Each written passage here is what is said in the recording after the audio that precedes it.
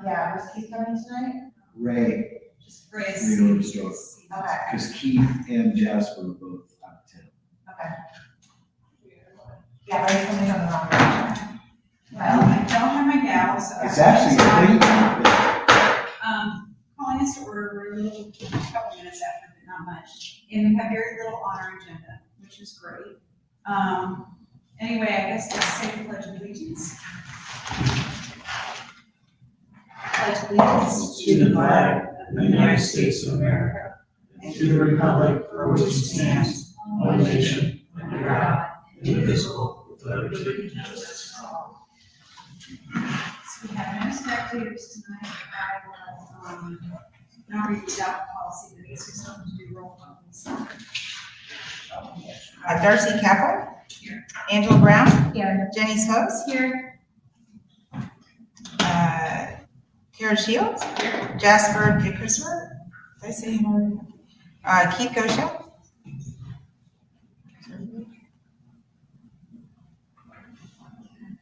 I think everybody's gotten Levi Kohler, who is our new zoning inspector.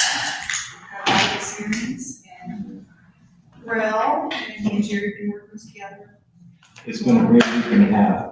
Very knowledgeable. He's got 10 years with Galena zoning, which beats me by 9.5. So we worked together, and I showed him the lay of the land of the books and stuff. He's very quick, read it. I look forward to working with him. Well, we're glad you're here. And we're glad you're in this meeting. Glad to be here. Okay.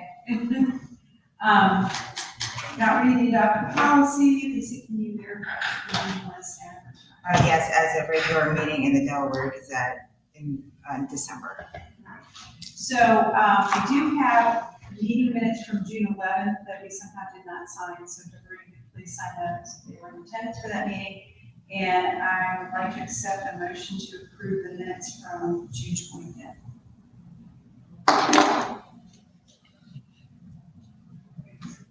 I don't think I was there. You were here? Were I'll you make a here? motion. I was second. Okay, Ms. Slose? Yes. Let's see, Ms. Kaplan? Yes. Ms. Brown? Abstain. Ms. Shields? Three.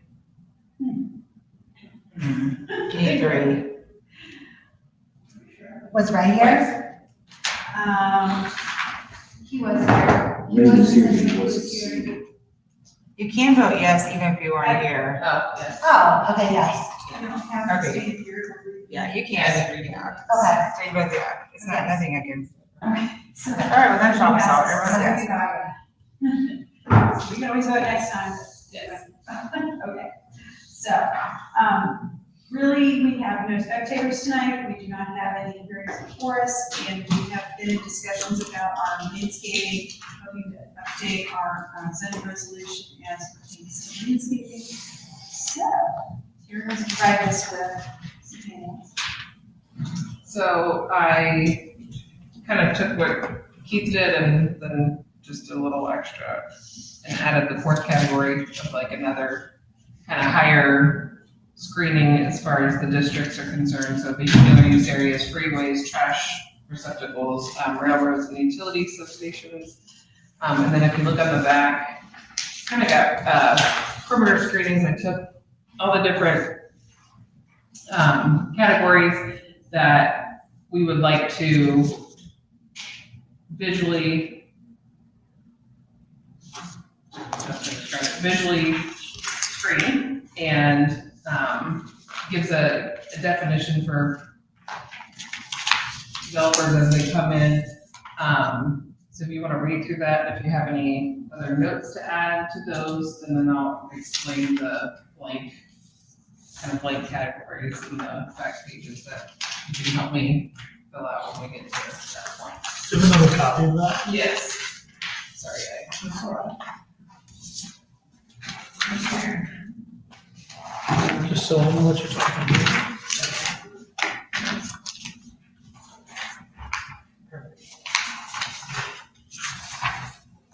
So just for like your adjacent property screening, that's gonna be any undeveloped, it's gonna follow the same boundary, kind of the more stringent, if it's a 1 versus a 4 category. Whatever the higher category is what you would follow. And that's what we'll talk about in those next categories. Vegetal or earthen screening, so that would be mounds or plant screenings. Effective existing screening may be used, may be included in percentage if it meets the criteria, and I'll expand on that as we get further on down the road. But basically, existing screening down below, it says should be documented as protected on their development plan. Invasive species can be cleared, but it's something that should be able to be maintained and or supplemented if need be. And it also must be within the boundary lines that we set as far as depth is concerned. Right-of-way screening would be any property lines that abut a public roadway, not necessarily internal streets, but more so, a major Cheshire Road, 36, 37, specimen trees with live-long planting, so you're gonna see more evergreen trees, deciduous trees that are very long-lived, that are more easily maintained than, just the natural trees that sprout up. Earthen screenings are relative to the roadway elevation, so you're not gonna see those super tall mounds that are gonna abut a major roadway. And then line of sight screening would be more towards more geared towards structures. So if I kind of thought of this as we have a lot of these property lines that are right next to somebody's, say, FR1. So wherever you have a property line that butts those residences or building, you're still going to use those same quote unquote districts, and whatever the highest district of screening would be, you would use. But it's more, you're going to have the evergreens, it's going to be higher opacity. It can also be earthen screening, but that might be where you have the higher mounds to screen from, an industrial site or any neighbors from the area. And then again, existing screening may be included in percentage if it meets the criteria. Do you have any thoughts? So I'm a very little brain currently. Are these 1, 2, 3, 4 coordinated fees? So each of those will go into these categories. So like we'll number these, and I just left them blank because it was easier than me just repeating it. So we'll have number 1 will be your first category, and then your APS is your adjacent property screening. So what would we want the opacity to be for an adjacent property? If you were the highest, would be category 1. So if you were a residential 1.25, residential 1.5, residential 1.85. So you were trying to block or screen as an adjacent undeveloped area, what do we want the opacity to be? What do we want our depth of boundary to be from there? Then for the right-of-way, same thing, our opacity. And right-of-way screening and adjacent property screening, you're gonna have more kind of faster growing trees that are filler, but not so much like a line of sight tree where you're really trying, to divide between something somebody does not want to see. So that's what I guess as far as opacity, keeping that in mind.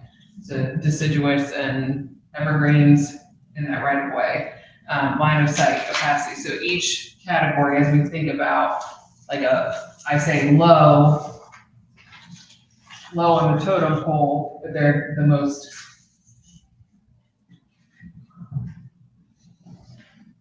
it's kind of hard to explain, highest screen 4, whereas the 4 is the highest screen from. Does that make sense? Okay, no, I do get it. Okay, another question. I understand the concept of opacity. How's it measured? Who measures it? And if it's deciduous trees, it's different seasonally. So Correct. how is that? So, and that's if we can come up with a percentage, so like 100% opacity means you have evergreens that are there all year round, that's what's stacking your trees. And I have different ways of layering the trees to, that developers could choose. I'll have that right in there.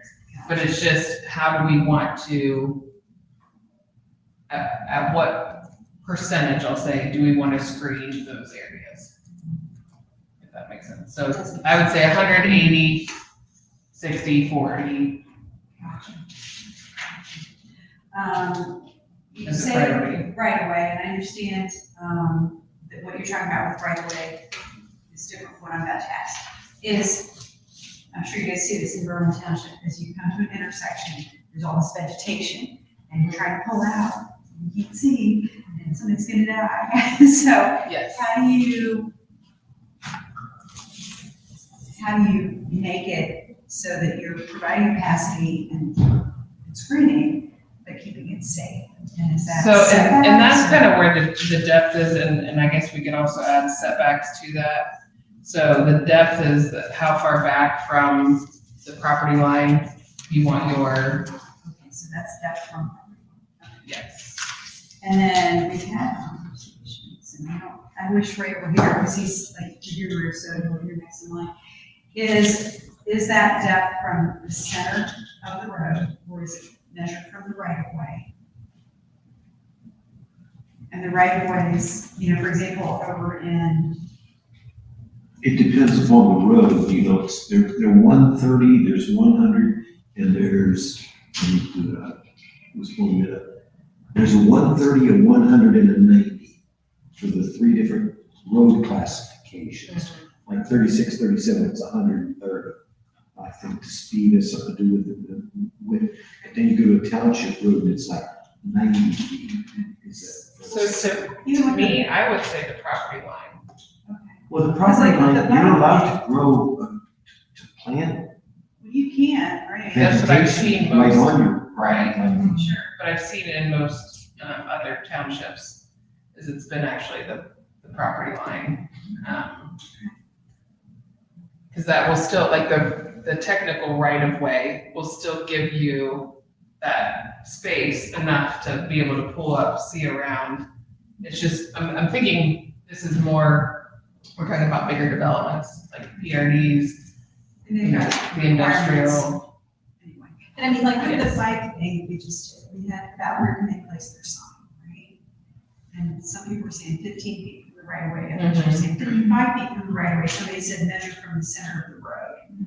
And honestly, I'm like, I still don't know what the answer is. And what's tough is like in our neighborhood, the road depth, or I guess width, isn't correct. That's variable. It's not correct. I mean, it says it's on our plot plan, it says it's 25 feet wide. It's definitely not 25 feet wide. So, to be able to measure certain distance from an edge or distance from this, I think center would be the best, I guess, from a Well, standard perspective. I don't know the answer. So do any of the So- places do this? There's just some issues with picking one spot because in the older part of the township, a lot of the property lines go to the center of the road. In the newer parts where it's platted, the property lines stop the road right of way, and then the road right of way is owned by the township or the county. Right, So it could be different in different cases. yikes. Okay, so that's straightforward. Yeah, I mean, so do I have other places taking this approach, and So this what are their depths and opacities? So this is kind of coming a little bit from Concord, which is what Right. Trustee Real liked, but this was a very simplified version of it, as much as I can simplify it. So they kind of have a 5-step process. So they put their development, then they label each property line as, is it a adjacent property, is it a right of way, is it a line of sight? And then they also give them credit, which is, I think, the most difficult, which I'm glad I got the email from Trustee Real yesterday about about Jen, the Yeah. attorney, to be able to help us, because she did say she would help me figure out how to word that properly, because that was one thing that I struggled with, is how to word crediting open space and existing. So basically their gist is if you have better amenities and better open space, you get less screening. So if your existing is adjacent to an open space, you can take a portion of credit, and they have a calculation that's super difficult to read and explain. So that's kind of why I thought, like, to me, in very simple terms, I think in landscaping, like, when we talk about, say it's, an industrial site to FR1, we want that screened as best as possible. That's something we want 100% capacity, and whether that's through a mound with evergreen trees, like, that's gotta be 100%, because that's gonna provide some noise, screening, and as well as visual screening from an industrial building. So that's kind of where, if you were a 1 abutting a 4, or a 1 abutting a 3, you might have the highest screening, and the 3 would be the highest, or however you decide to do it. Now, say you're a residential abutting a residential, and they're similar, they're like, you may only need 60% opacity, because you just want some division between the neighborhoods, something where people aren't gonna cut through all the time, but you don't necessarily, their houses, seeing houses, that's typical for most places. So I think when it comes to, as long as we can determine a gauge of how much screening we want, I think I can come up with the actual plantings and, how that looks as far as the screening is concerned. So part of though, having amenities or green space and that lessening your obligation. I'm assuming that would only work with residential against residential, like you wouldn't credit industrial. Right, Because of amenities. for sure. Okay. For sure. Theirs was strictly a Okay, so PRD. we'll do that to John. That was strictly a PRD in Concord. Okay. It was, yeah. Because their landscape plan looks exactly like ours, their regular landscape plan. The one that trustee Rowe sent to us was just for PRD. But that's what I was kind of trying to pull a little bit from, because I do like it, but it's very hard to read. It takes. Well, and to make it so complicated, I think it gets us into trouble because people parse words and they get into interpretations. And I like simple if we can pull it off. Well, and I think that goes back to the word divergence and what I had actually asked Scott Sanders about. Because technically a divergence is a math calculation, and it should be a measurement of something. And we talk about divergence, so we're gonna give divergence for this, we're gonna give divergence for that. Well, I think a lot of the divergences that we say are actually variances sometimes, but a variance is only supposed to really truly be given for a financial hardship in most cases. And so, if you look up the word divergence in zoning, it's hard to find in a lot of the ORC. And that's actually non-existent in the ORC. So I think that what this does and what we're trying to do is actually communicate with these developers and have this happy medium, like when we talk about the Oak Park, where we were saying, okay, you have this, let's move this here, let's take out this. And it's more of a discussion, and it's what makes the residents happy, what makes the township happy, and, but also keeping in mind future development for people and stopping something that could really hurt somebody in the future too. If they build an industrial site and then, it's next to a development in the future, there's not enough screening.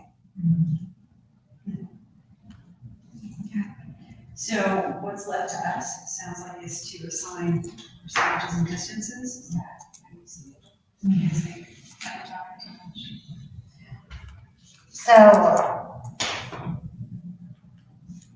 I think I have a hard time with the right of way one. Completely until we actually know.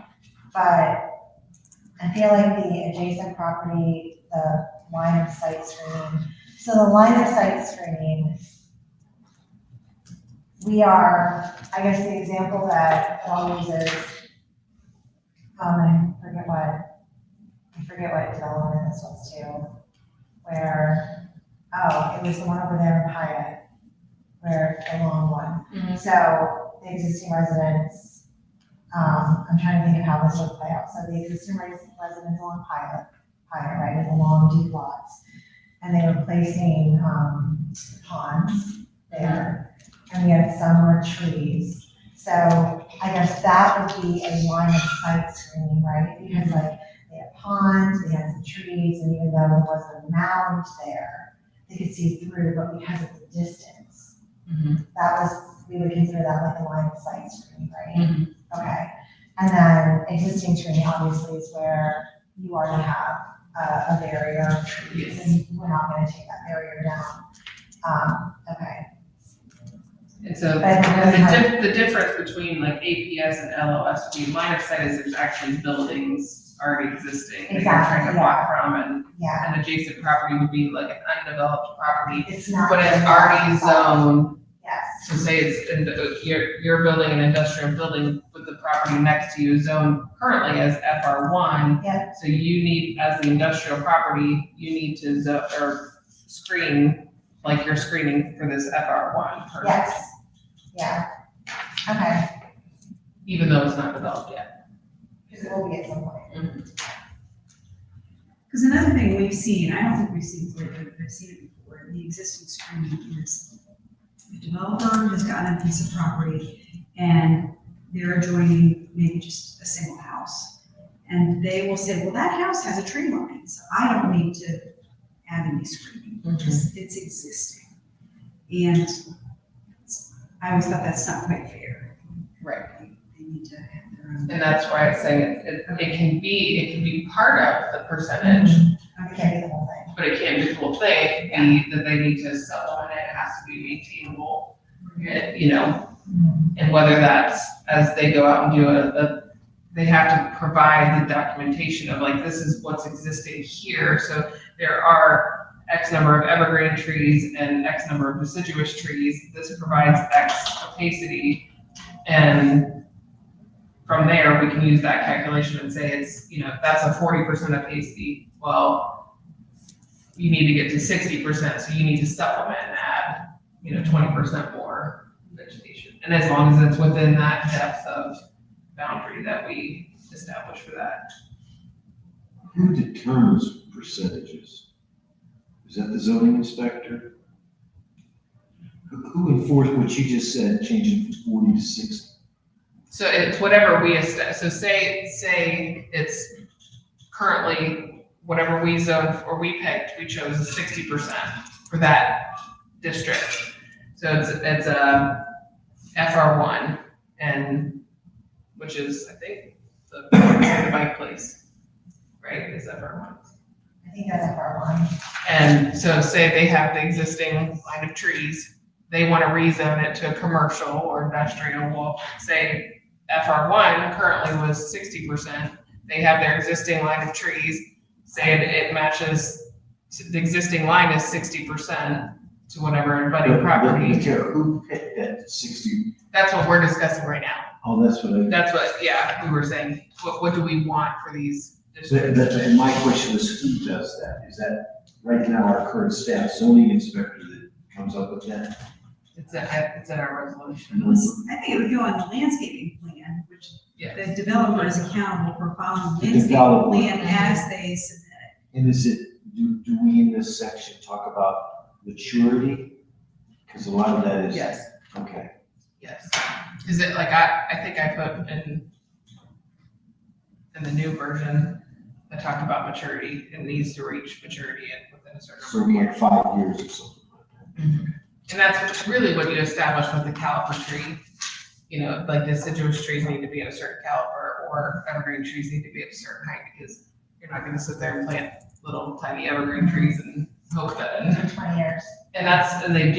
that's one thing I really liked about Concords is they talk about secondary trees in the right of way, adjacent property are fast, like they suggest that they're fast growing trees.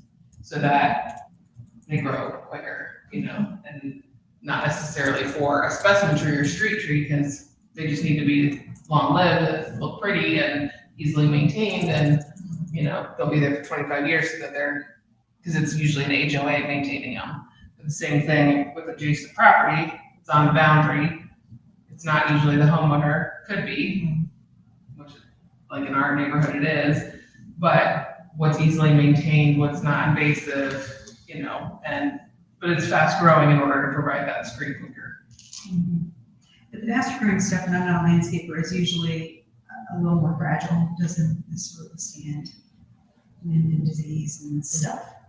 There are certain ones that it just depends on, and we can create, I'm happy to create that list, there's, So we don't have Bradford tree trauma, so can't plant them anymore. we're good, I'm glad, we're still there.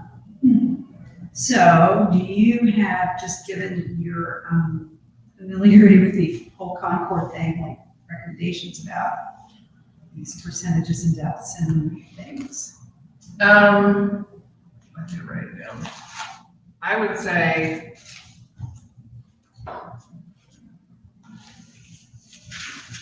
it was pretty, it's really, again, theirs was from PRD only, so can't say it comes from them, but,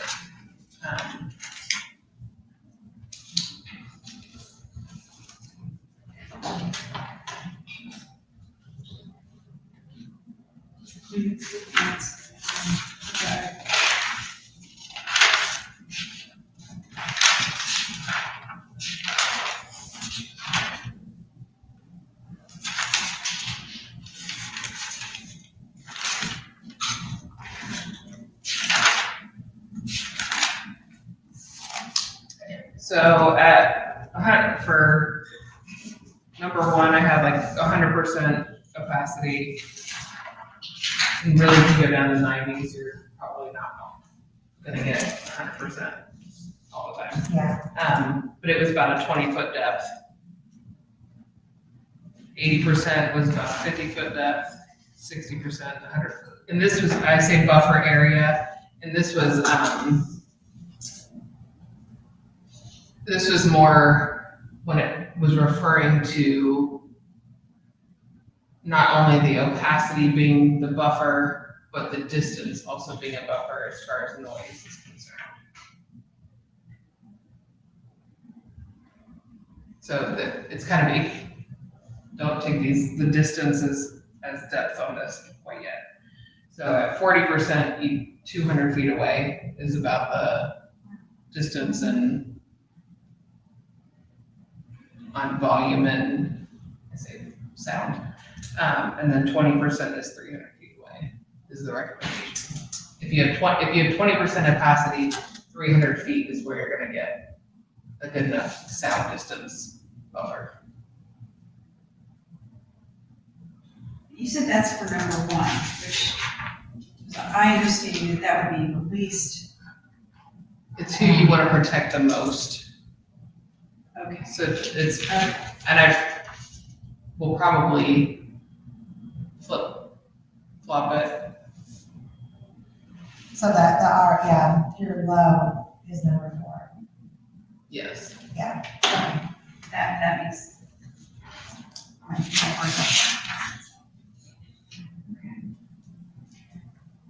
And then as far as putting that into, Or we can even cross out the low, medium, high other and just keep doing categories because there's not really a good description of those. It's just like how we determine we want The to types, them. yeah.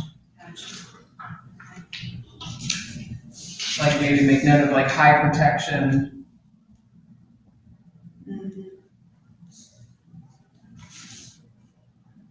Because like 3 is providing, you want to provide protections from 3 to the 1s. Makes sense. I don't think that. So it's just, with saying it like, depending on what it's abutting, that's how you make the determination. The most stringent. It's like an impact, like who has the most impact. So, for example, for number one, my thought process for like a side rear yard or, you know, that's normally your boundary line when you're doing a line of sight or adjacent property, and you're protecting the category one was 100% opacity, or 90 to 100% opacity with a 15-foot wide planting zone.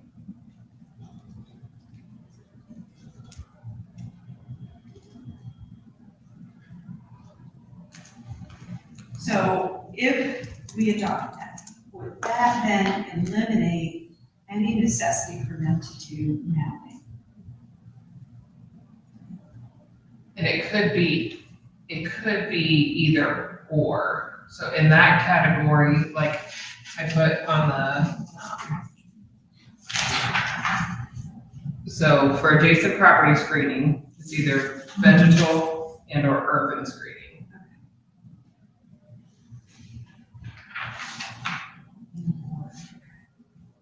So if they could do a combination of the two. That seems to start adding more complexity than. But, Because the way Right. Concord had it, and again, because I think that was more like category one was more like a PRD than what they did two. You know, is what they were doing this. They had it in a step-by-step process where step 4 was the vegetal, and then step 5 was the earthen mounting. So like what was required of them based on their score. And again, I still can't figure out how they calculated this score based on yeah, that sounds very. too controversial. Well, and it may not be practical, if you think about it, you wouldn't want to see this really long mound, right? But mound combined with some trees on, groupings of trees in between the mounds, like that's much more appealing. And that's what they And have. that's where the combination comes And that's where I'll have the diagrams, like there's, I think 4 different categories, they call them like beams, and then there's the teardrop shape, you know, so Yeah, they're kind of, you know, swirly, you know, so they don't, it's not just one solid mound, you exactly. know, down the whole development. And It's ugly and boring. yes, Well, we run into with engineering that they don't drain those. Yes, that it just keeps the drainage Create- back. It's like a dam. Yep. but if it So that's fits, another- if it fits within their open space and their Mm-hmm. ponds and, you know, that they have the mounds that go with it, you know, then that they can use both of those as Yeah. screening types. But it depends on how, you know, again, to reach 100% opacity with a mound, it'd have to be really tall to block the line of sight. So they would have to do the combination of both. But it may be that they're using evergreen shrubs on top of a mound instead of evergreen trees on top of a mound, or evergreen shrubs and some deciduous trees on, you know, so it's canopy, you know, trees, so that it's a little bit layered and balanced, and you get a better look overall then. So, and I'm just talking, because you've done so much research on this, is instead of categories, what it just saying, if you are TPUD and you're going to be abutting FR1, this we have to do. Rather than category, say, if you are X abutting Y, here's the formula. Cause I just felt like it was too much of like, Okay. here's this, Too too much much of outline. this, like, cause I guess this we could even keep for just ourselves, it doesn't necessarily have to be Right. provided to the developer, maybe when they meet with the zoning inspector, like this is what you guys go off of and say, hey, you know, this is a R1.25 and we're abutting a TPUD or something, you know, it's for their knowledge. This is what they have to follow. We've got to put it in the resolution somewhere, somehow. That's Eventually. kind of why I thought having it into categories versus just like year to year, flow chart here, here. 'Cause that's what our current one really, it does it, but it's still not clear. So you guys have to Because it says, discuss, what do you? any residential zone adjoins a mobile home park, Okay. or any residential zone adjoins any office zone. Well, that's not really defined, like, it's not defined by our, what's an office zone? Is that an Yeah, it office should zone could relate be to- VIO, an office zone could be I think we have to OCPUD, say. which OCPUD is different than the VIO. So that's where I think the categories are, That makes sense, it does, listens to the board. My only concern with that is this new zoning resolution in the fact that we went one step for everything and we get applications to change from a FR1 to TPUD.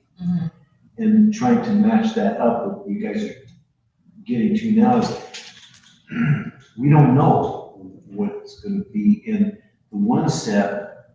Lends it that you already made that decision, if you know what I mean. That their proposal comes in as that they're getting approved is Yeah, it's how final. the one step and it's final. And all of a sudden, this makes it so that there has to be changes if it doesn't go to TPUD, if it stays FR, the original zoning, if you know. Because you guys are gonna have to be the ones basically providing guidance so that they can be successful. So, Submitting these so it's things. not, it doesn't get to you guys until we've had informals and make sure that all that stuff's covered, I guess. Is that fair? so my question is, when it, like with the mountain bike, why wasn't that a BZA instead of BCC? They rezoned it, didn't they, or no? Yeah, well, they were So NCD. they're just changing the They were MCD and then they went to the cloud. They pulled in They the called it cloud. for the existing home? And it said in the resolution that it went to the zoning commission, it does not go to the It trustee. doesn't go to the trustees, it just stopped here. So that's one. And how much more land is there left for this And that's why, OCPUD? Because, oh my gosh, every time we see it, it's like a headache. There's a lot there that hasn't been utilized as such. I mean, most of them are NCD right now. Okay. So they didn't pull into the cloud? Those None of the warehouses? other, no, the Mary Lou Gott properties are all NCD. I didn't realize that, I thought they all went in. If you go to the Delaware County Auditor site, you can click on it. It shows you still what the current zoning is for it. Almost everything in there is NCD. And I understand that the reason that they added OCPUD years ago was because you can't do residential in NCD. The OCPUD gave them that option to keep it a small community and still have residents. Okay.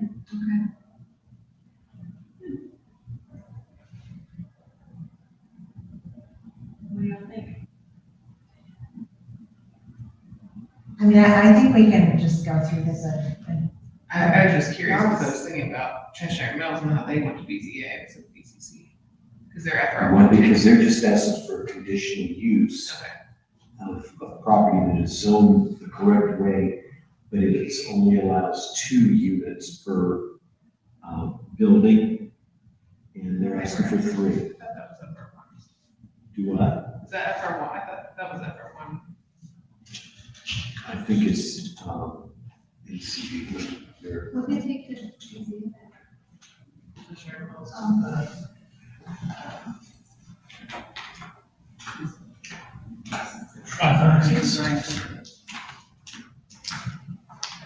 And that's still at part one.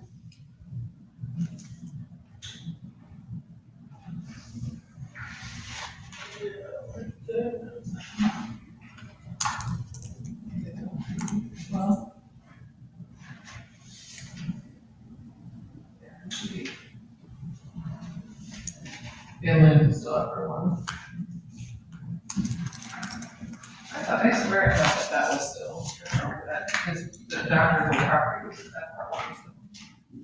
So it's not a problem?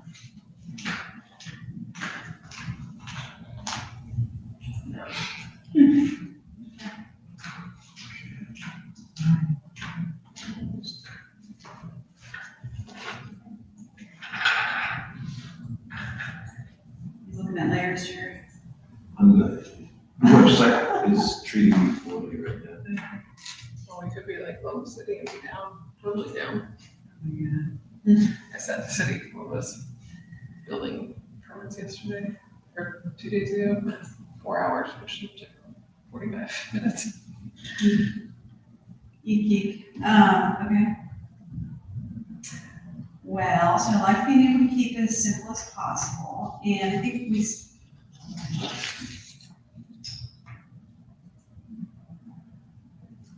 have to, I don't want to say keep the developers happy, but we have to make it so that they can do it. We have to make it It reasonable. has to be achievable. And that's why I like the, kind of the crediting of like existing and crediting of open space and amenities. I thought that that was, and even Jen was saying, like, that's the new, kind of the new way of. Is that subjective though? I mean, because there's a difference between, okay, sometimes we've seen it come in and they put an exercise facility and a nice pool and, you know, walking things, and then the other guy comes in and says, hey, I did a pickleball court.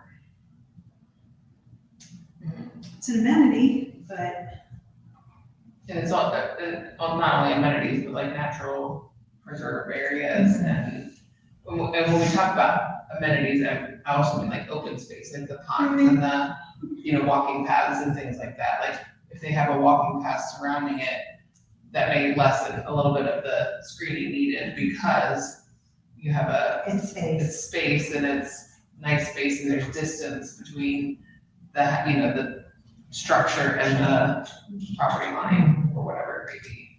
so it sounds subjective. And my concern is particularly once they're coming in with a one, they can't predict how we're gonna, not interpret that, but if we're gonna be like, what you're doing permits us to say 20% less capacity or distance or something. That's really hard for them to bring in a final when they don't really know how we're gonna. Is that where the zoning inspector comes in, they give guidance? I can check with the Delaware county's site, made it clear as mud. The property right in front of you guys is FR1, that tract there's a house there, The Vanderbilt. but in front of that, it's NCD, and beside it is NCD. So all of the property that John Burke owns is NCD today. Indicated for the conditional use. What about Mary Lou's though? Mary Lou, most of them, she just sold one this month, very end one where I'm digressing, but we moved the last tractor trailer, it's gone now. She sold that property. It was, I don't understand. I've been talking to her one-on-one and now I got Jeff, her spouse, but anyway, This is their kind of. that has all changed. Like they have a But good, but better, Mary Lou's best. property, the very first house when you go on Ford Street on the right-hand side, that's now owned by someone else. The blue one, the one that they painted? Yes, ma'am.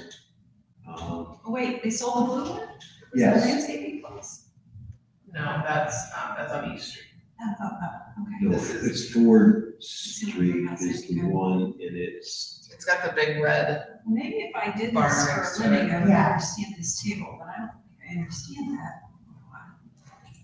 yeah, it was just sold, it says it's June 20th. More calculations down here. June 20th of 2024, it went to a Sydney Schaefer. Mary Lou got it sold it, she bought it in 2002, and in 2024, she sold it. I don't know if that's who's been renting it, I wonder. Somebody's been in it, but I don't know if that's who. I mean, it's really pretty. They cut down all those trees though in the back. So now that's kind of Yeah. it's code within now, but when I talked to her yesterday, she said, I sold that a month ago. Okay. Yeah, I hope we can do a little better than that. Yeah. And again, this was only for their PRD, but this is their regular landscape plan. Which So it's looks a matrix, it looks more like a matrix maybe, right? I just, No, that's. I don't know what steps that's I would the take one. to. These are the there's 4 separate calculations. Those boxes, there's like good, better, best. And then you go right away, how many linear feet, site screening summary, and then there's a total. I don't understand the calculations at all, but that's how they do it. But their regular landscaping plan looks just like ours. And by regular, we mean, Anything other than PRD. oh, It's just a table. I wonder what their reasoning was only applying it in parity if they're that complicated. As far as the application goes, like, is there a reason that they're, when they apply it? It said, the intention of the landscape standards is to limit the visual impact of residential developments within Concord Township. There are 3 standards: right of way, adjacent site, line of sight. Application of the standards is based on the nature and extent of the development site property lines with respect to surrounding context and land use.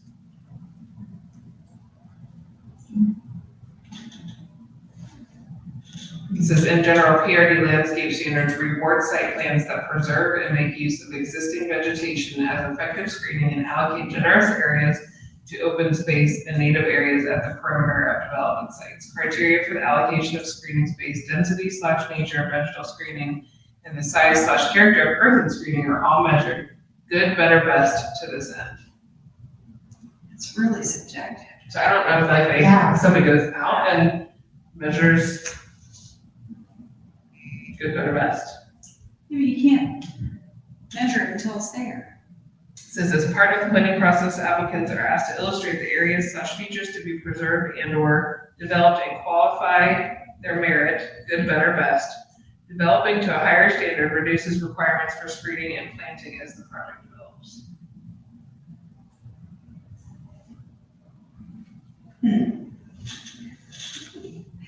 Sounds really not enforceable. Yeah, that seems extremely subjective. Using the table above, summarize the proposed allocation of space for the given project site.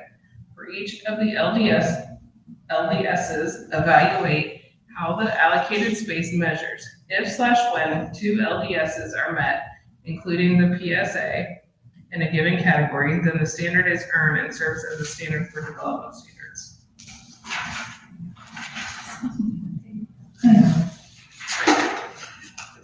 Well, let me throw another monkey wrench in here. We saw this, they've changed the name now, the one that's, right beside the trailer place, park. Oh, It was greener, approved years ago, and then they came back with their final, Yes, green something. greener, The greenery. yes. So they came in and they're like, we have 60% like open. green space. Well, it's not even penetrable. You can't walk there. The topography's Well, I tough. think it's considered vegetation- condominium, they're home Right. units, but it's like a TPUD Right. zone. But they talked a lot about how much green space they allotted. Like, it was a great thing. I like green space, but it wasn't like, the residents can't use it. So, and we've seen things too, I'm trying to remember, I think it was part of Evans Farms, they came in and they're like, well, they exceeded our green space by a lot. But the land that they donated for the school got to be counted as green space. They had a whole lot of ponds, all counted as green space, but nowhere really to like do anything. So usable green space is, I like, but we don't really designate usable versus not. And are we actually going back in and double checking that they're doing this stuff at that? I don't know who's responsible for checking the landscape plan, that's sort of an occupancy thing, isn't it? to have Levi and I have landscaping been done? discussing that for the last week and a half about, I never did an inspection. So now how do we know in the maturity of it, and when do we actually close it, or what phase are we in, so. I think the landscaping is usually done when they do the certificate of occupancy for a whole development. I don't know how that works. Previously, in my experience, which is different, but we had an engineer that was contracted with the village, and they were part of the process, the development process. And then when something got approved and started being built, the engineer had an inspector that worked for the village on site. And then the developers actually paid for the engineer. The engineer would bill us, and we would write them a check and then forward the bill to the developer, and then they would reimburse us up to 10% of like the value of the project. And that is how we were able to make sure streets were built to the specs, landscaping was done according to the landscaping plan. So, well, it sounds good, but does regional planning, because. Regional planning is not gonna be able to provide that They don't service. do it. They must have an inkling how that gets done elsewhere. Well, And that's something hopefully I would also, look into. Like, it's, Levi and I talked last week a little bit about trying to pick the executives at Orange Township and their experience with Evans Farms, because we actually met at Evans Farms and got their executives to talk about their next phases when they hit us, and how much resource we want to find out from Orange Township. Do they have on that particular development as fast and as much as it's growing? And hopefully we can duplicate that. We've never had anything that big in Berlin Township before. And the only thing comes close, greenery, and Berlin Farms West is running up there doing a lot. But we've yet to go out and survey or monitor or inspect anything that they're doing. So after the fact, I can tell you what they're doing right now, but how that fits into the plan and the phases that they did.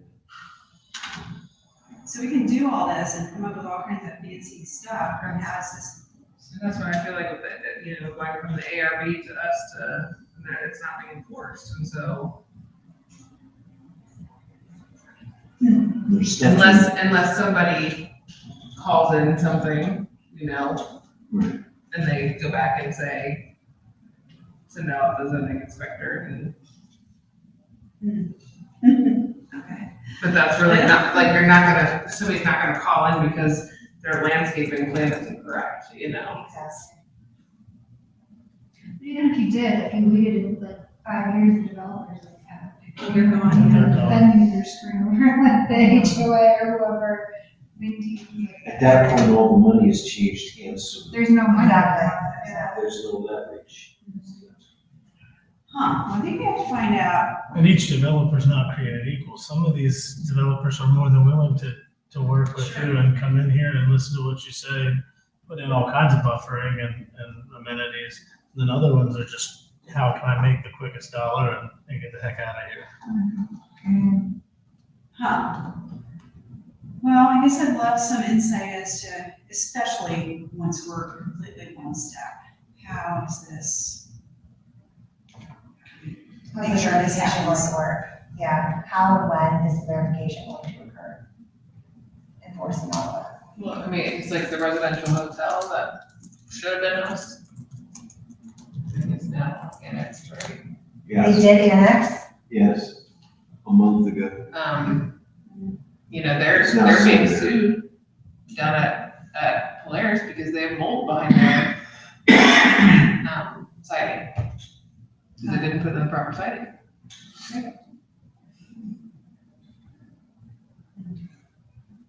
Well, okay, well, I like this plan. Keep it as simple as we can and reasonable as we can, and yet, Are there gonna be like prohibited uses in there? Is something in there about no trees between the curb and the sidewalk? Okay, I think that's what you need us to help define, right? So we need to actually start defining that. Yes. percentages and sales. because that one seems to be one that's nipping us in the bud most of the maintenance and other things. I guess I thought we fixed that.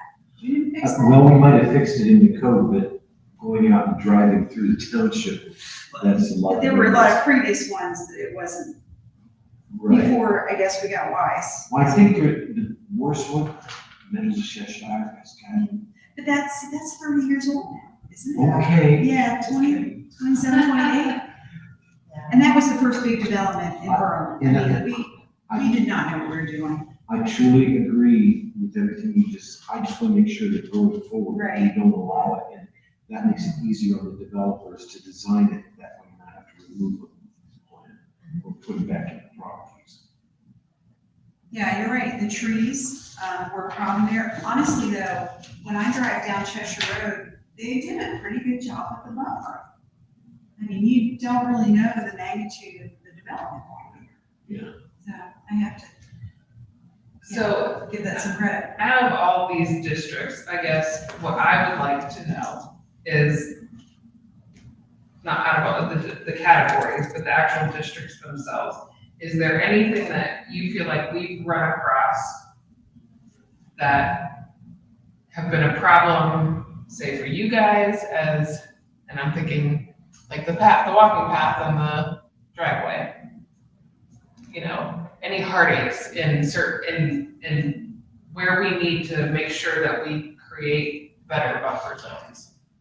To me, the second one after the tree thing is anything to do with fencing, because right now I'm dealing with across the street, there's a lot of developments or subdivisions that one is saying that it was promised in the plan, a fence between Mott Meadows and Howard Farms and all that kind of stuff.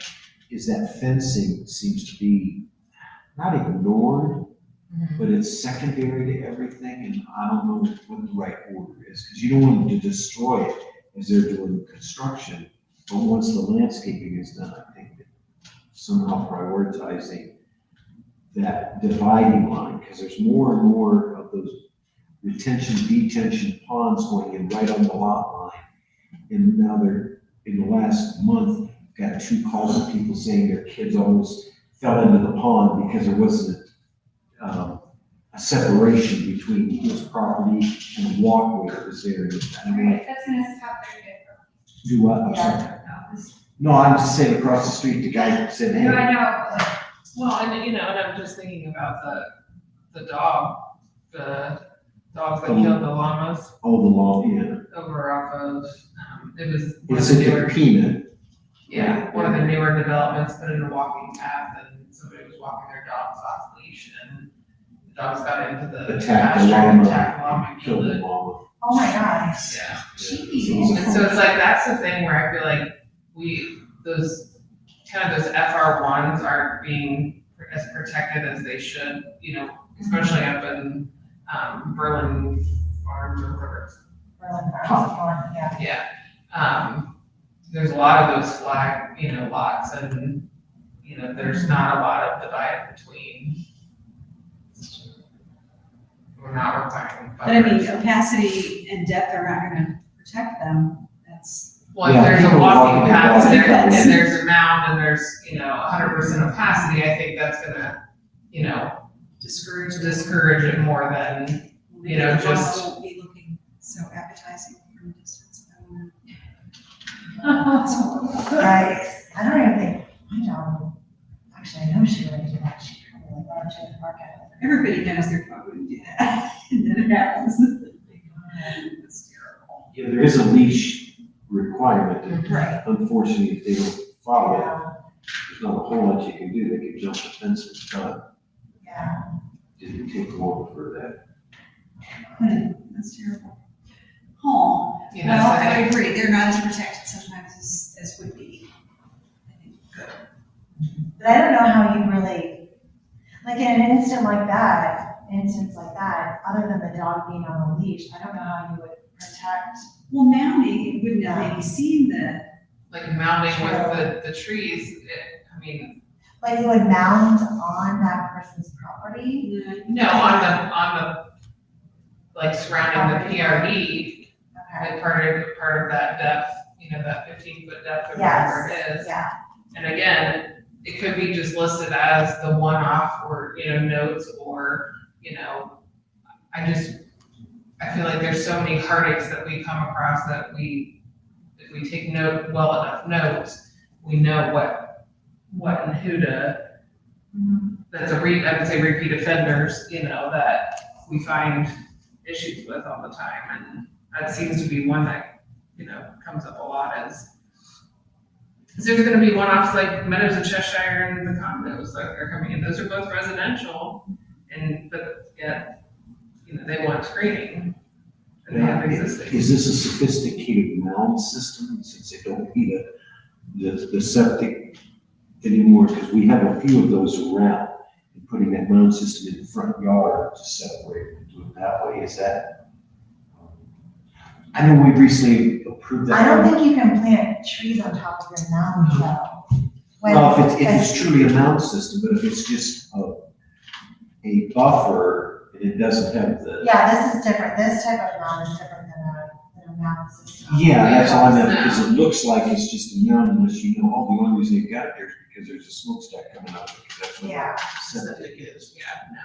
I was just talking about requiring developers to put as part of their boundary line to adjacent Some type of properties. OPEC.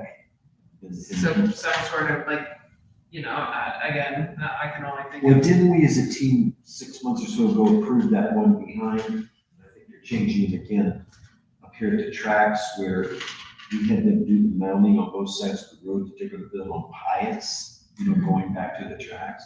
We approved that because a couple people came in and said, right in my bedroom window in the wintertime, the lights are gonna shine in 7 o'clock at night or whatever time it was. So they haven't done it yet, but put a mound in on each side of the road that goes back to.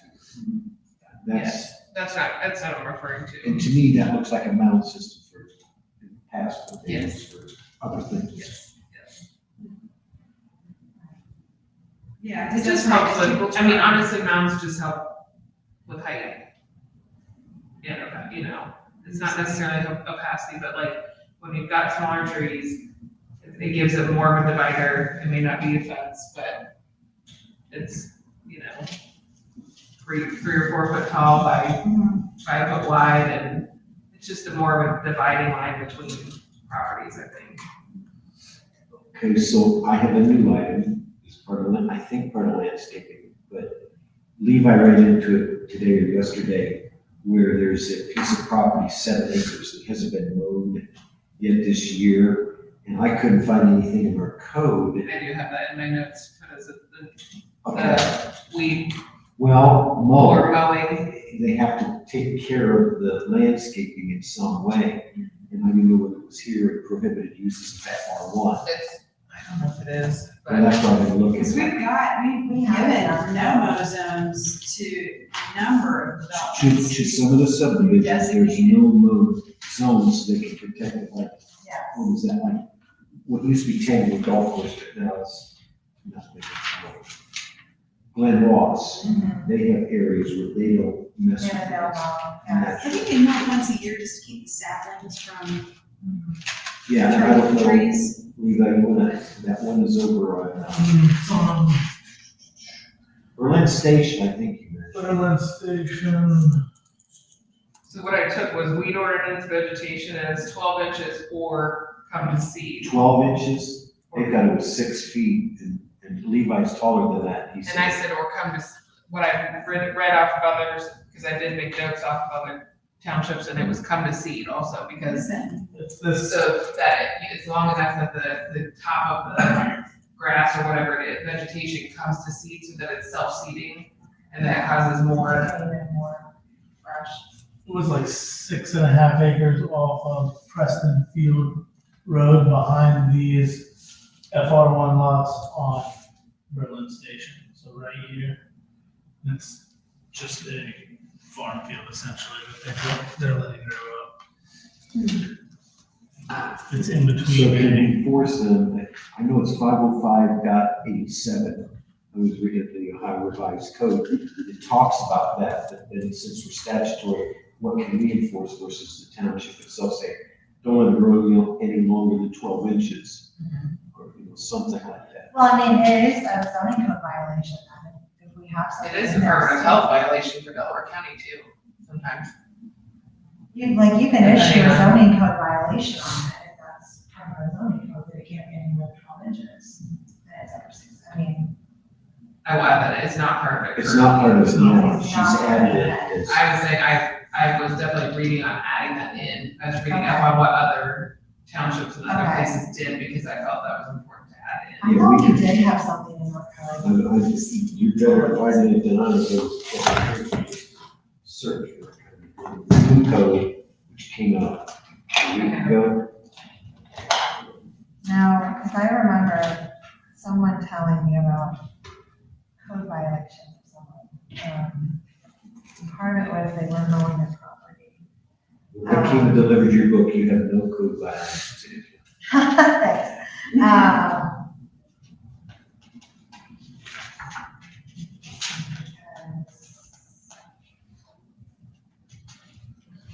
It was actually on residential, that I heard about it.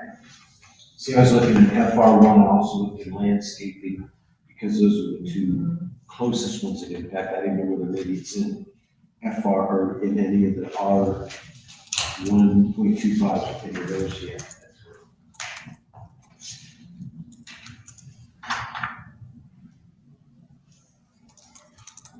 I will say though,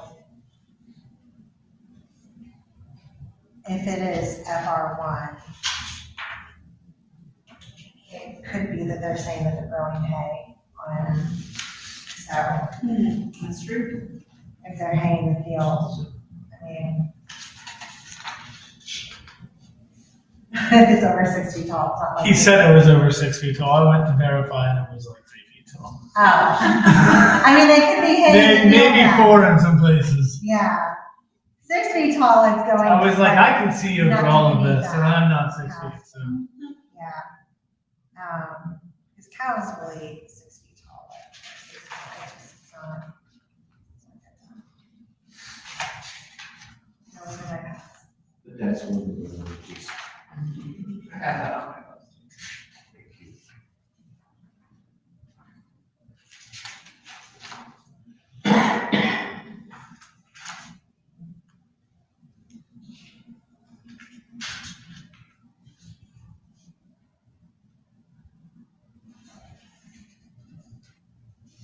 It's not in mine. You didn't see it in landscaping.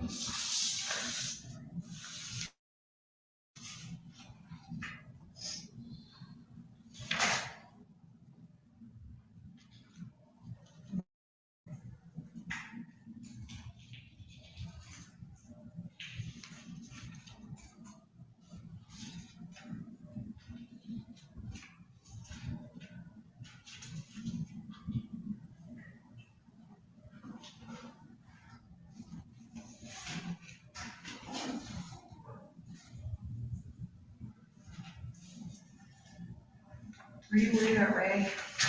Yeah, a little bit. I He had an emergency last week with his son, and he had grandkids all last week, but he said that yesterday that it was gonna change, I hadn't talked to him.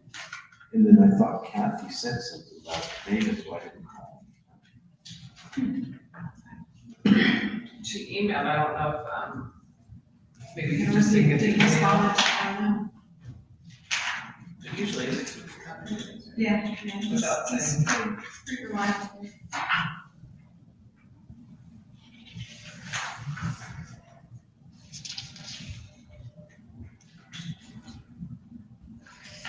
So we'll clearly need to come back on that one. Yeah, But- I don't use it. But putting it in, if we don't have it, is obviously necessary.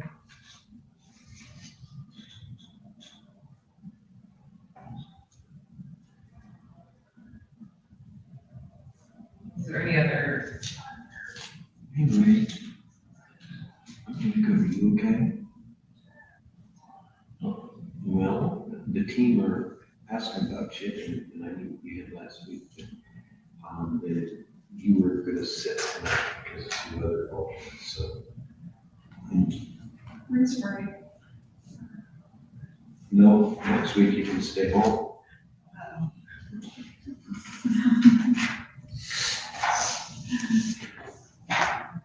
Okay, well, as long as you're okay, that's all.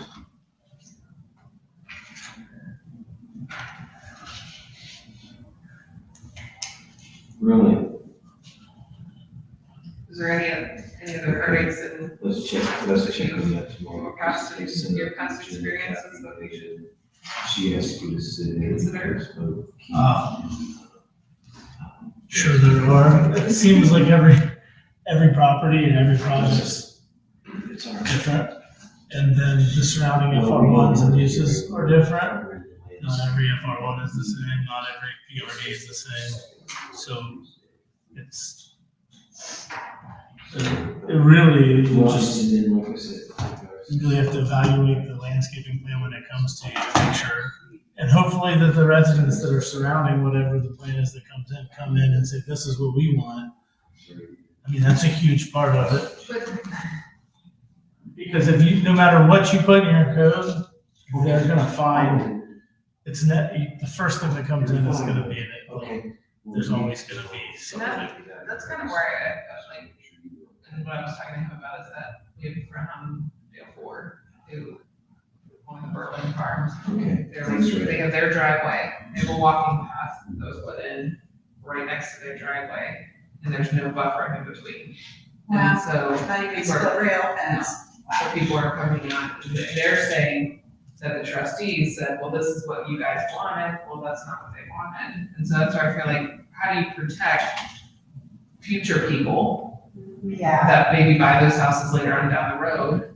And or people that aren't represented because it was during COVID, when it was, all on, they probably were, underrepresented at the time. So it's like, I feel like we kind of have to stand up for residents, current and future. We had one lady, she came in and one guy wanted a fence and she's like, I hate fences. So, you split that big. But having something like this, And so basically, it's like, 100 feet of drive that they would have to basically provide their own buffer for, which is a Right. lot of trees That's and a a lot, lot. and it's expensive. that's And, fine. so it's like, you can't necessarily tell somebody, well, now you're gonna have to do it. well, after the fact, that's about their only option. And now they have a van driving down with the door open and Amazon van's driving down the walking path. It's fun. Oh, But, it's like, and those, I just feel like it's our duty as the township to protect and like, guess what, you don't like a fence, but, there needs to be clear delineation between the property. the properties and a PRD. That you have to, like, So I think our code currently only really requires that if it's abutting agricultural land. It yes. doesn't require. A few of those. Which you're right, that would be probably advisable. So what would be the issue, controls in this, with adopting the same opacities and depths as Concord did, but trying to simplify the way it's presented? Because I hate to reinvent the wheel.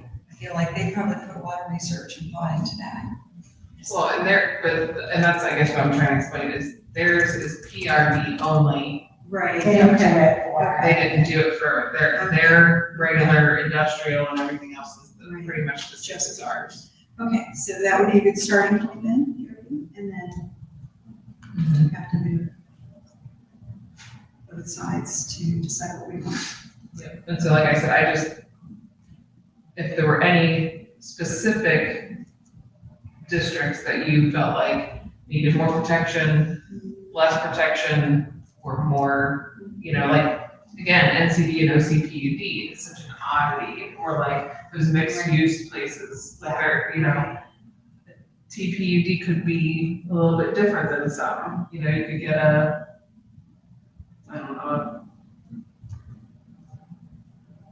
retirees, community or something, something different, but you could, there's just so many little one-offs, but I feel like at least we got a start and then we could work through the nitty-gritty that if, like the FR ones, we needed more protection for those, we can have some notes in there, like if it's where the property line abuts an FR one, like you were saying, kind of those little bits, or more detailed and particular, you must put a fence or, you know, a mound.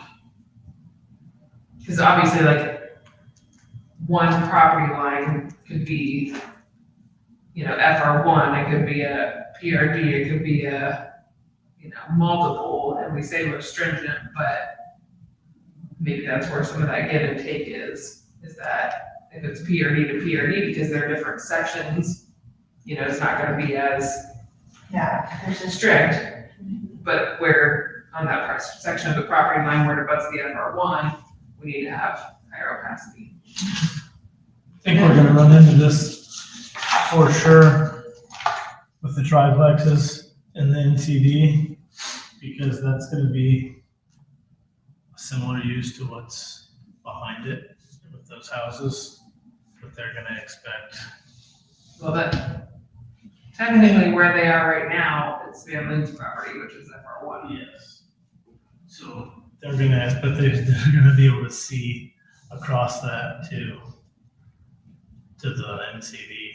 The Shire, you see across the street, is that what Oh, you're? no, across the street, where we were looking at where the triplexes are going, we went through the subdivision that backs up to that I mean, area. Berkeley Manor and everything's out Yes, to, to Cheshire Road and that, I guess it would be. There's a wait, are you talking about Brookfield, just like? like Sylvester's No, it's about restaurant. Cheshire So we House. went, it would be Arbor to Oh, you're Cheshire. talking about Cheshire Mill. So, That's my neighborhood. Yeah, I was gonna say, isn't that where you okay. so like, you'll be able to see across and to that. Yes. So it doesn't directly abut it, but it abuts something that abuts it. But again, because it's FR, FR1. Van Lynn's is FR FR one. one, so that would require A more, more stringent, put the NCD as a number 2, but not a number 3. But, yeah, And then but he there's wants to take out all those trees. yeah. He does. I thought he was gonna leave in most of them. That's what I thought he Because said. I wasn't here for the Board of Zoning Appeals, so I don't know. But the That's last, why I missed the boat on him going, like, the last time The I last- talked about it was when he took everything off, he took his application away from us. yeah, he came back to the Board of Zoning Appeals and is trying to put permits on. as a conditional As use. a it goes conditional to the- use for his design. But I thought the apartments were gonna go on the top floor. There's no commercial. Yeah, this is just strict. There's He no totally changed commercial up his now. game. He's only doing a And little all the sliver of his spaces where his property. plan is. He's doing it in kind of increments is what it seems like. Yeah, he's not, But it says it has to be adjacent to commercial though, I think. Right? There's no commercial, so. you already said it is NCD already. It's MCD, and his plan was to put a 300 to 400 square foot office and then 3 apartments surrounding. Oh, okay, so it's office below, apartments above, okay. I thought it And was just above for- the side, I think. Maybe. I didn't realize you had plans to remove those trees. I thought he wanted to keep them. When he came before us, he did. Yeah. Yes, true statement. It's gonna put a road in and all that, but the Meadows of Cheshire were adamant about mainly the property that's farther to the east, because that butts right up to Meadows of Cheshire. This one that he's doing first butts up to that property that's 5 acre farm. So easy, I agree with that. No, there's a second hearing on, well, I think Lisa would know better than I. They haven't scheduled it Yeah, yet. it's scheduled. It's tabled, yeah, it was tabled to an unknown date and time. Okay, so Kathy today was gonna get and try to help schedule that, because Levi and I worked on mainly Levi, on the pink book to compare it to the white book. And he came in and got rid of all the condominium references, it's just apartments now. Is what, and I shared the information that, from our last meeting.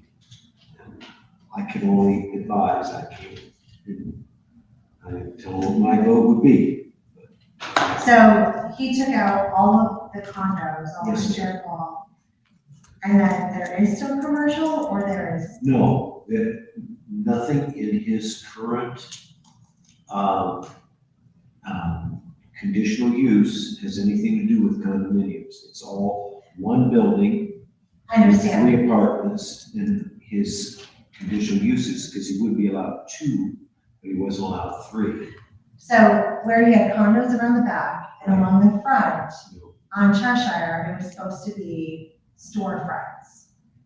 And Are those he's no on, longer there? no, one building.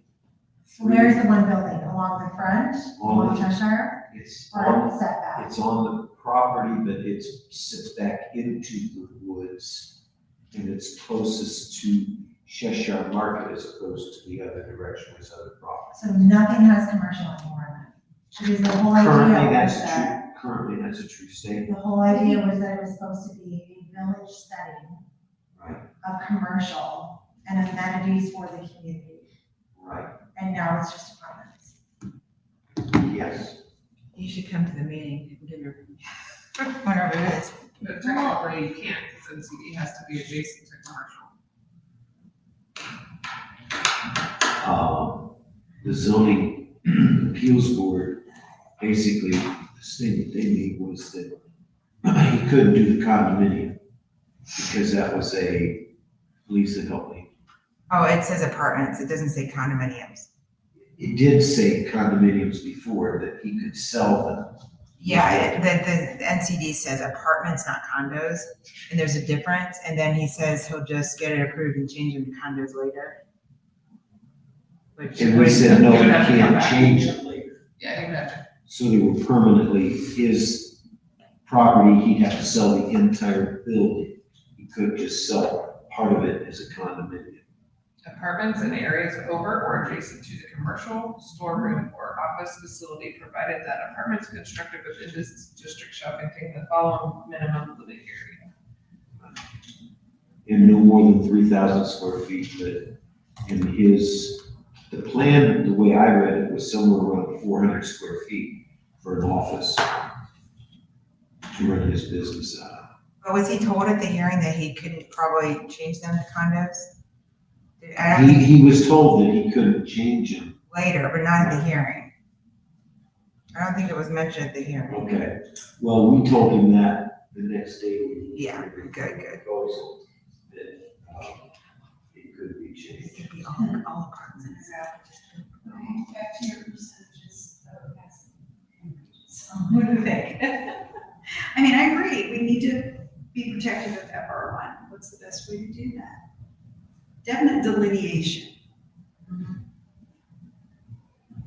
I said 100, I say 100%, or 90%, I'd say 90% is more. I would say 90% is more acceptable. Nobody's ever gonna agree to 100%. No. And in the wintertime, you're not gonna see that, I'm sorry. No matter how many evergreens you plant, there's gonna be regular ones that lose their leaves, like you see through. Yeah. So, I mean, that's why I like Mountain, but it's got its drawbacks. yeah, the only thing I like Mountain View for is to protect against the car lights Thanks, yeah. going into your Yeah. private roads. Okay, so abutting FR1. And then 70% for the median, the category 2, for NCD, OCD.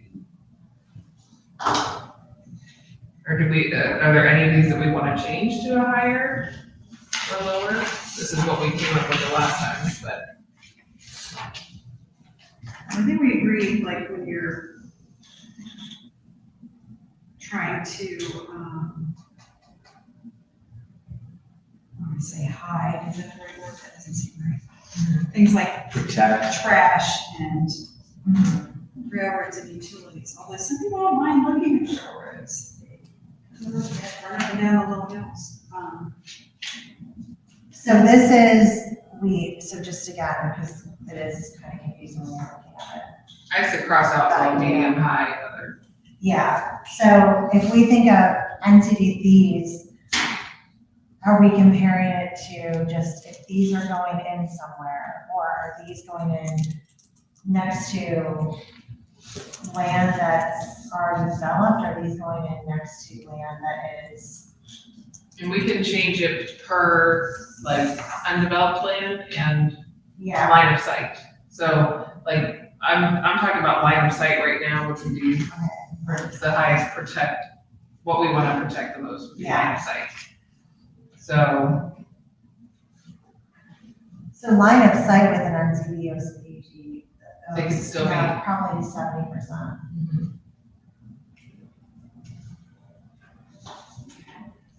Do we say anything there about areas that we don't have control over, like temples and schools, which is now a large part of our township? But there's a lot of things there that, I can add it to the, I'm just wondering if that's appropriate for us to have something that we, because we can't control the schools or the.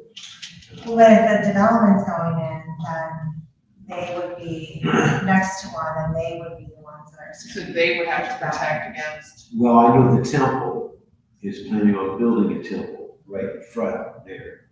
And some of the greenery, the space, and around it, whose responsibility is it to get that privacy back? And do they have any responsibility there? Can we put that in the code?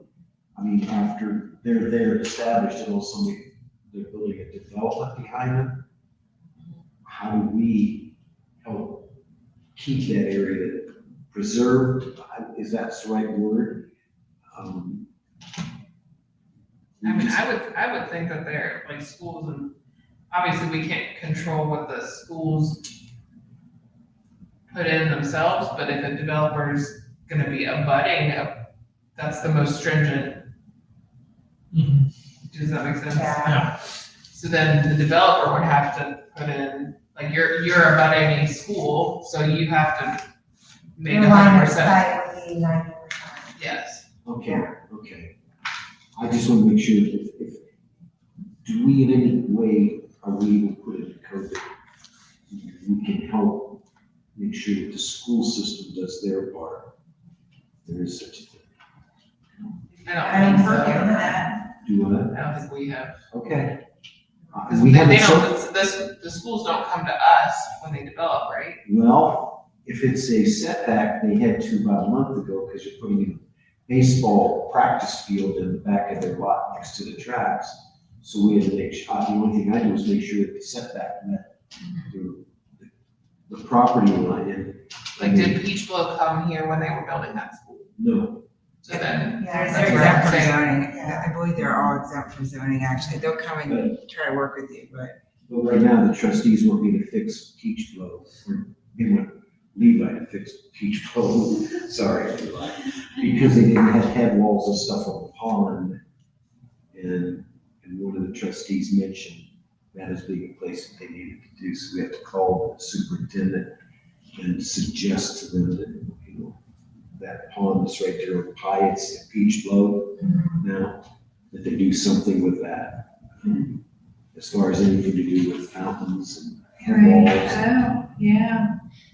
But we don't have any say in what they do Such as with it that does. blueprint. So does regional planning have any say? Somebody somewhere must have some say. The school does. So, That's what I've heard. They're exempt, just like I know they're any exempt church us. and how high their steeple can be. We don't have control. Oh, really? So they could build a 100-foot steeple, You betcha. put a cell tower. Put a cell tower on the ground. Some spaces. There's your workaround. Don't give them the idea. Okay. So then, 10-foot planting strip for the 70%? Yeah. Because that, really, those districts, you're having more, I would say, more structure, taking up more land.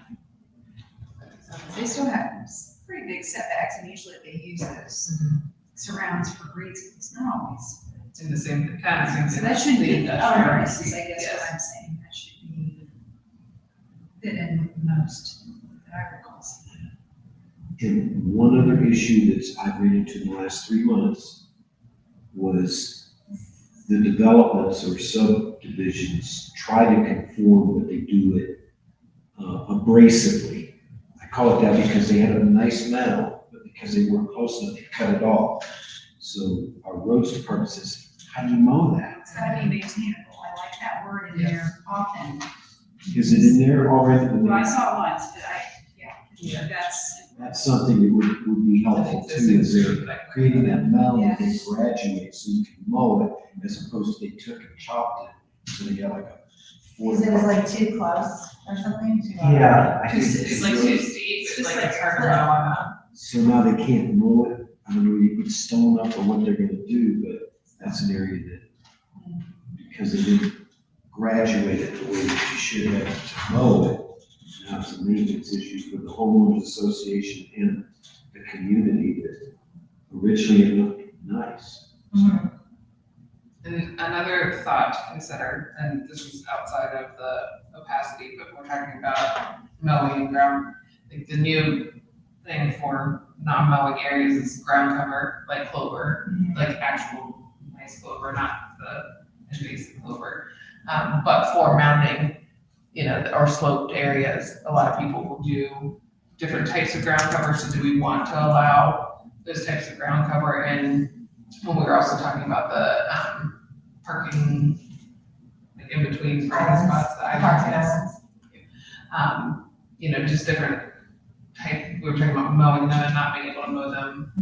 How we want to address how they're maintained or covered. I mean, I think they have to be maintainable. Do we want to regulate that? A lot of people just put those river rocks in now, or gravel. Ground cover, how do you maintain that and make sure it stays ground cover, that it doesn't get dandelions and saplings? You can still treat it like a, like with fertilizer, but it's just, it doesn't grow like grass. So a lot of people will do, if they have slopes, they'll do that instead of microgreens. So there wouldn't be. I mean, I like the idea, but is it something that 20 years on is going to still be there? I mean, it Well, that's where is. maintainable comes in. And people are actually doing lawns like that too. It's better for the bees, native bees. I don't object to it.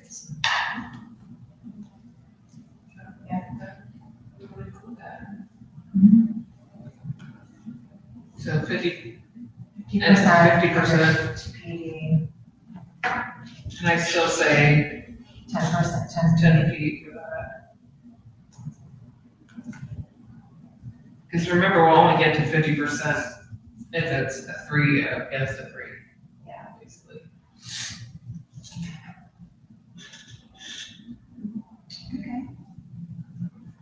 And then the other vehicular use areas, freeways, trash, railroad, utilities. 70,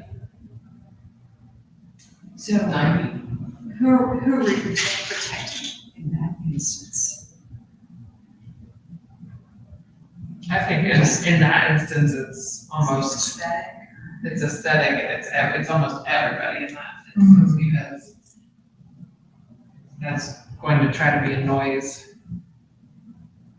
I would probably say 70 there, because then if you're building, let's think about this, so if you're building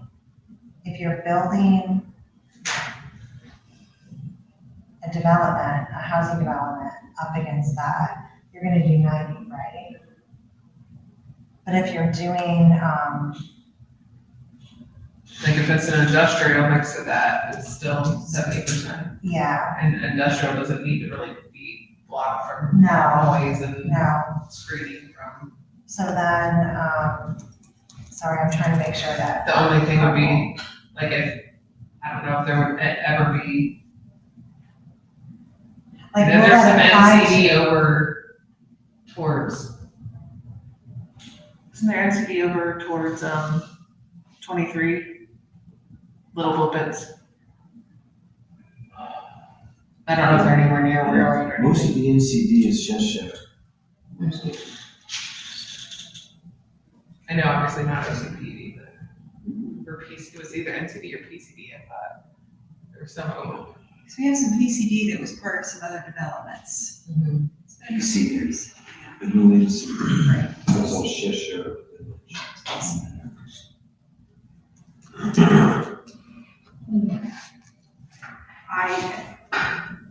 And the utilities were like, I was referring to like the substations and like, maybe like water towers or, things like that, so I just.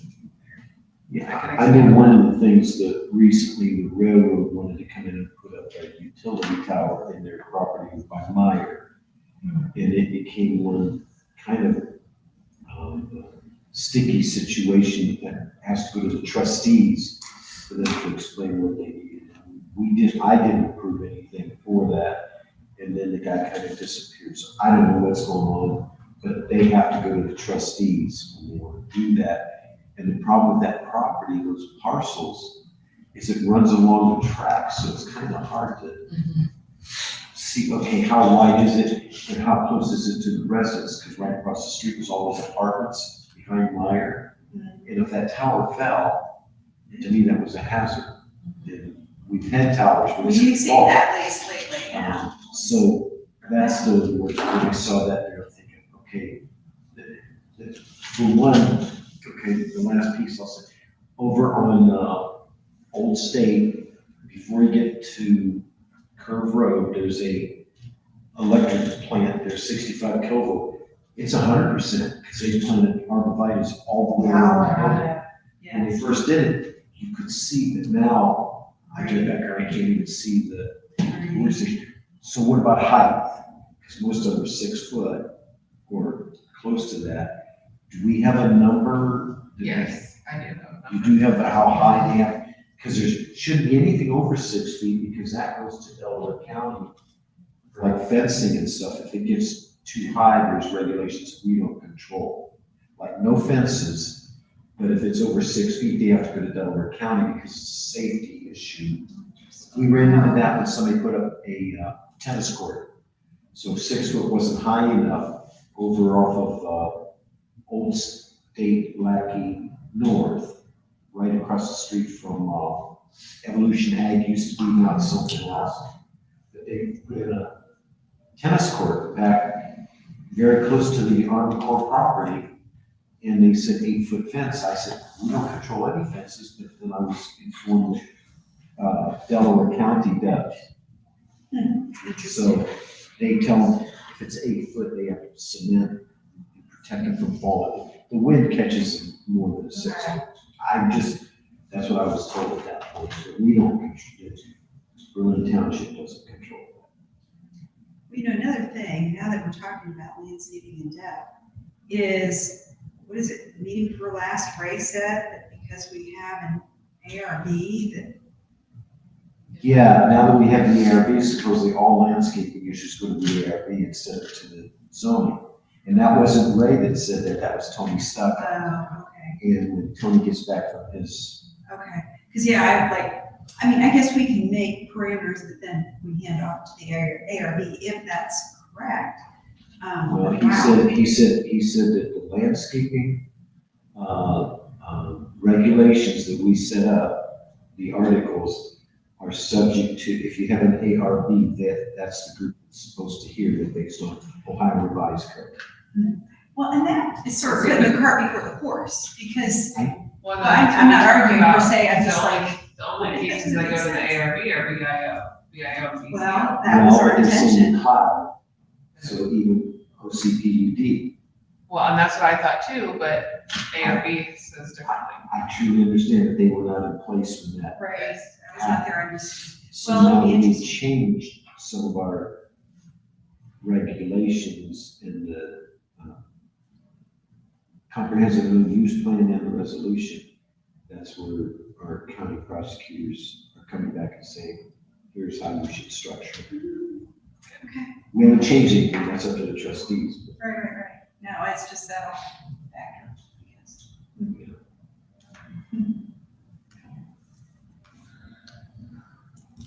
What else do we need to hammer out?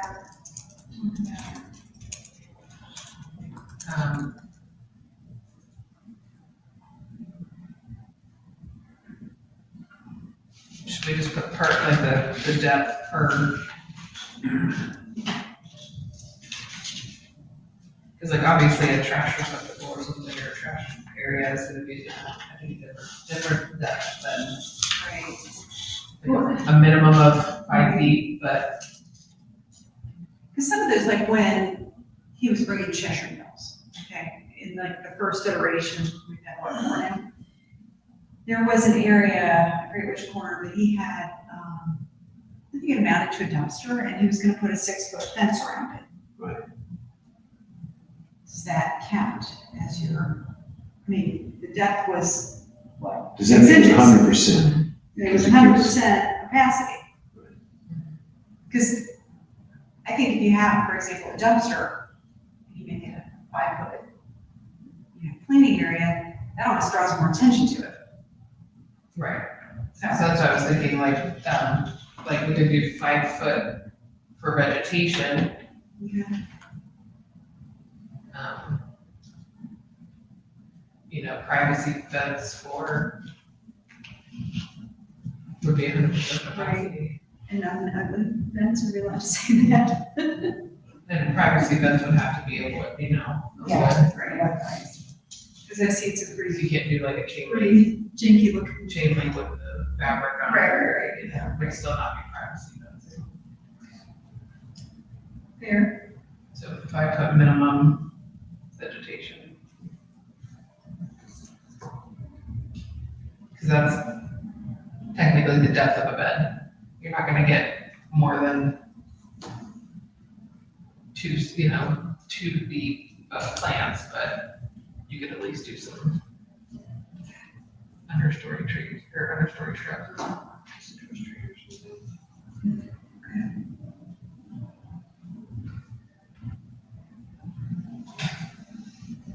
What type is it? Actually, do have. You've done a lot of work. Program. Except for I was doing all this and it took me forever and I like printed it out and I'm like, this really doesn't look like a lot. But I know it was Is a lot. that what it is? I know it was a lot. But it is. I know it's a lot. All these things are much greater than. So when we get to like actually applying this further down the road, especially since we're a one step and like they're gonna have to like decide everything on that process. I mean, are we gonna like educate them a little bit more on the front end, like if they're submitting their stuff and getting them maybe like information, like this is what you're gonna be expected to have, figure this out, here's a list of like, I mean, Yes, and I imagine taking some of this stuff and replacing just some of those archaic tables in our current, and then rewording a little bit of our current resolution. I mean, from that point of view, one of the ARB related storm pressure point, because they can't come to us until they met the Got it. criteria that the ARB sets forth. But I don't think the ARB's on board with that yet. I don't know. But they're also like a checklist, Right, you know. so in a way, that's advantageous for us.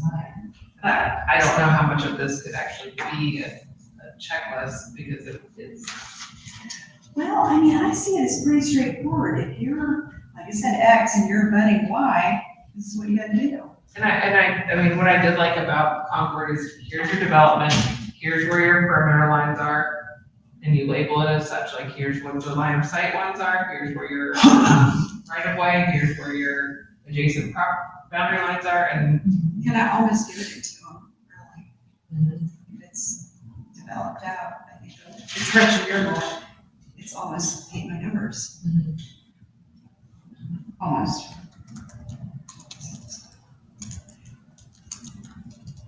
All right, thank you. So, we don't have, I guess we want them to get hard copies of the new resolution. But how do we tell what the trustees changed? Short of going line by line through all the work we did previously, how do we? I know that Scott Sanders still has a redlined copy that he can send to us that shows the changes were made at the last, after the trustees. I like that, Okay, I can ask him tomorrow. yeah, I mean, in a way, I've had enough of reading that. At the same time, I'd kind of like to know, we knew they had changes, but I'm curious. I'll do that tomorrow. Well, we have some minutes to sign, so please do that before you go. And let's see, where are we? Discussions on this comprehensive plan. Yeah, well, I mean, I guess it's hard to discuss because we don't have, you know, what we did and what they did yet to compare. And even once we get the hard copy, we won't be able to ascertain the change. So I'd love to see that. All right, zoning inspector, is there anything you have to report to us? Jerry and I met with MI Homes today. They came in to kick tires on BCO property on 3Bs and a K north of 37. And Oh, where?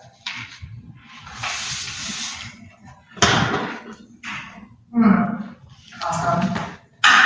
Great. So that's just a little bit to the west of that existing apartment complex. That's next. No, right across from, it is right behind Linda Lane. yeah, Okay. And that was just one of their thoughts. They were very receptive to working with the zoning commission to ironing out anything in 15 or 19 that, you know, I thought it was very productive. yeah, it was good.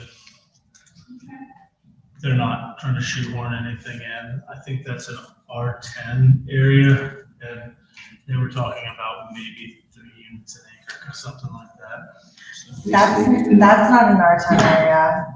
We Well, there's an have, R4 and an R10. It's an R4 and an R10 combined. It's two correct, lots. but R4 is against Linda Lane.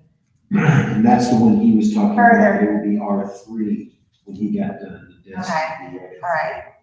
Yeah, he wasn't taking it up to 10 units or almost. Yeah, no, because that was the deal, is that area behind Linda Lane is not going to be high density, like those are. Yeah. Yeah, that's what we need to protect. I mean, Absolutely, we need to protect everyone, but we need to protect that area. So, absolutely. yeah, And, you know, we told them they had to get through you guys. Yep, So they they do. understood. You guys did a great job representing. Because that's really our first solid interest lately, if somebody wanted Well, there's no to sewer investigate there. that plat. What? There's Yeah, no that's sewer right. there. They have sewer there. Well, there isn't on maybe the Berlin part. Yeah, the Berlin Park, And there's. so there hasn't been the interest that we would hope for, but some of them are saying 2 to 4 years before they get that sewer in there.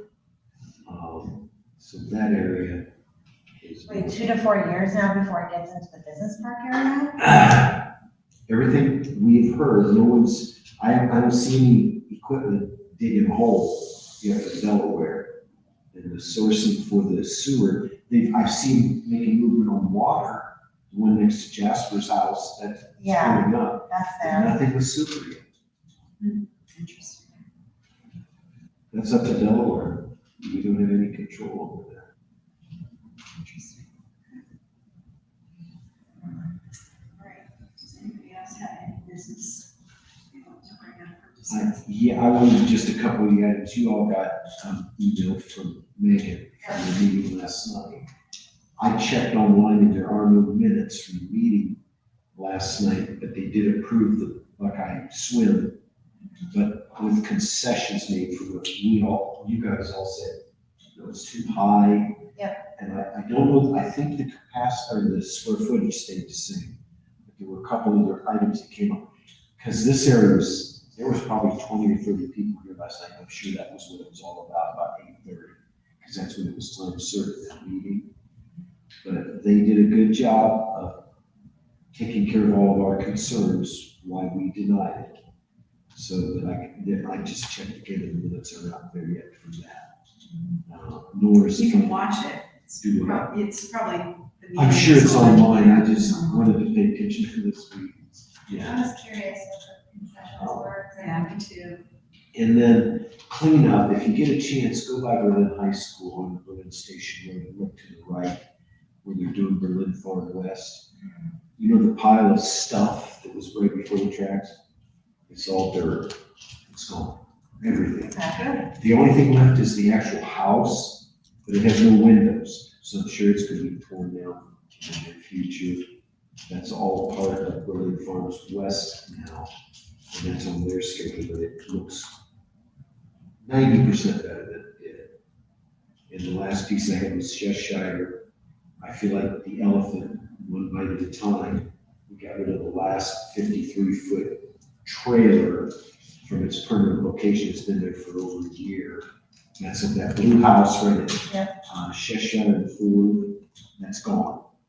So making progress. The only thing I know that's going on behind Cheshire is a skateboard or a shuffleboard trailer that sits there in front of the building. They can't do that. Levi and they tried to get them, it's the owner's responsibility, not ours. And they can't tow it away because it's private property. So both Mary Dugat and Jeff Edersheet are trying to get a hold of the tenant that's there. And to get that cleaned up, so it looks better. Oh, the last piece on that was they had a truck that would parallel park across Ford Street. And there's 250 foot that can parallel to the building. They were there this week already. Do what? They were there 2 days ago. Yeah, I took the picture again, it's online. We have our code system up and keeping track of it. They tell me that they're gonna tell the tenant that they cannot park that way, but the trucker decides to do it, and different truckers come in. I don't wanna say they can't read, but they're paying attention to what we have tried to enforce. And I said it needs to be done before the school season starts, because school buses go there, and you don't want any safety issues with them having to try to detour around it. And they're trying to help us with what can we mitigate and how long does that take? So we're just trying to get it done as quickly and as professionally as possible. Well, I know that's been a long slog to get that, better, and there's still some to go, but Yeah, wow. I think it's better, but there's still more to do. That's all I have. Okay, anything else? Are you adjourned? You ready? Okay. Motion, or just adjourn, or just adjourn? Okay. Yes. Thank you, everyone. So we have anything? Yeah. Miss Lisa? I do, but we don't have